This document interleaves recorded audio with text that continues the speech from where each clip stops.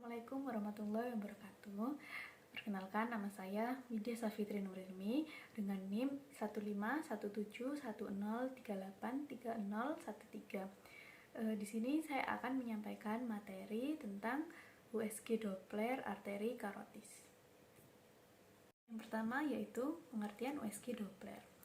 Di sini untuk USG Doppler sendiri yaitu merupakan suatu pemeriksaan non-invasif yang dimana dapat digunakan untuk memperkirakan aliran darah melalui pembuluh darah, yaitu dengan cara memantulkan gelombang suara dengan frekuensi yang tinggi dari sirkulasi darah merah. Selanjutnya yaitu untuk perbedaan USG Doppler dengan USG biasa. Dalam hal ini, USG biasa hanya dapat menghasilkan gambar dan juga tidak bisa menunjukkan adanya aliran darah. Sedangkan untuk USG Doppler dapat menunjukkan adanya aliran darah. Dengan adanya USG Doppler ini, kita dapat melihat arah aliran darah dan juga kecepatan aliran darah yang terjadi di dalam pembuluh darah.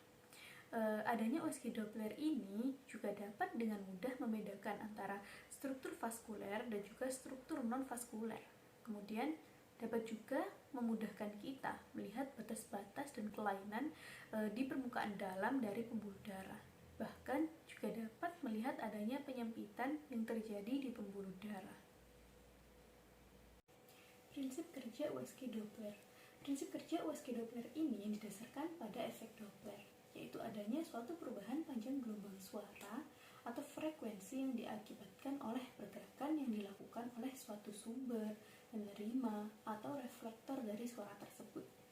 Di sini, sumber serta penerima gelombang ultrasound adalah transducer, yang mana transducer tersebut bersifat stasioner.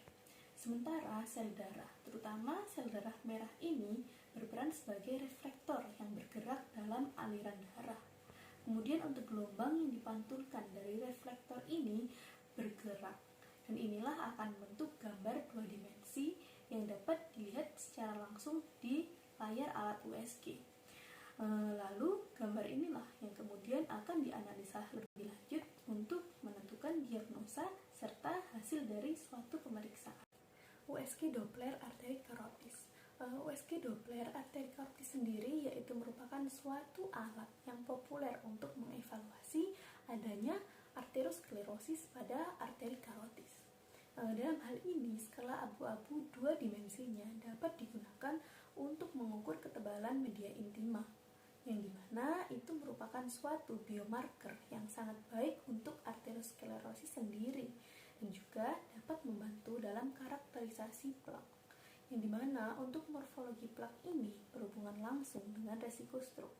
Kemudian untuk tujuan utama USG Doppler arteri karotis sendiri yaitu untuk melihat laju aliran darah pada arteri karotis pada daerah leher, serta aliran darah pada arteri subclavia dan arteri vertebra.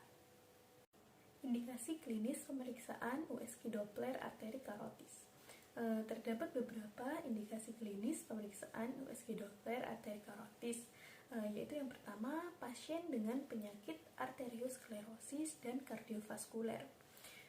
Kemudian pasien dengan gejala insufisiensi cerebrovaskuler, lalu bruit asimptomatik di leher, kemudian endarterektomi, kemudian adanya bekuan darah atau yang disebut koagulasi di pembuluh darah leher dan kepala, kemudian aneurisma dan juga stenosis.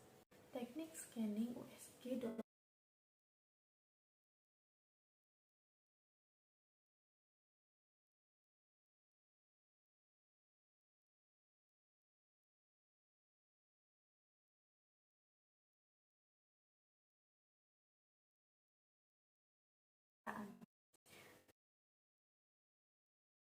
Untuk kenyamanan pasien dan juga dokter pemeriksa. Untuk tekniknya pemeriksaan yaitu dokter memposisikan transducer pada bidang transversal, yaitu tepatnya di atas klavikula, di mana di situ berfungsi untuk memvisualisasikan arteri karotisnya. Kemudian dokter melakukan scanning dengan mengarahkan transducer atau probe-nya ke arah kranial. di situ untuk mengevaluasi seluruh arteri karotis. Kemudian untuk selanjutnya, dokter dapat memvisualisasikan arteri karotisnya menjadi long axis dengan memutar penanda yang ada di transdusernya ke arah kepala pasien dan kembali melakukan scanning ke arah kranial untuk mengevaluasi bulbus karotisnya. Hasil citra USG Doppler arteri karotis. Pada gambar di atas menunjukkan arteri karotis normal. Pada gambar tersebut, color flow dan spektral common carotis arteri, internal carotis arteri dan juga eksternal carotis arterinya terlihat normal. Dan untuk spektrum Doppler pada common carotis arteri lebih tinggi daripada di internal carotis arterinya. Kemudian untuk internal carotis arterinya mempunyai aliran diastolik yang lebih tinggi daripada pada eksternal carotis arterinya. Dan juga untuk eksternal carotis arteri itu terlihat mempunyai spektrum trifasik dan menunjukkan adanya percabangan arteri tiroidea superior. Baik, selanjutnya gambar di atas menunjukkan keadaan arteri karotis yang tidak normal, di mana terlihat adanya plak yang besar dan dapat menyebabkan high grade stenosis internal carotis arteri, yaitu lebih besar dari 70%. Baik dapat dilihat pada gambar A, terdapat fenomena aliasing pada USG Doppler yang dikarenakan adanya kecepatan tinggi di pusat lumen stenosis dan juga terdapat gangguan aliran post-stenosisnya. Kemudian dapat dilihat pada gambar B, pada spektral tampak kecepatan sistolik dan diastolik yang tinggi. Baik, ini adalah slide untuk daftar pustaka dari sumber-sumber yang saya gunakan. Sekian presentasi dari saya. Terima kasih. Wassalamualaikum warahmatullahi wabarakatuh.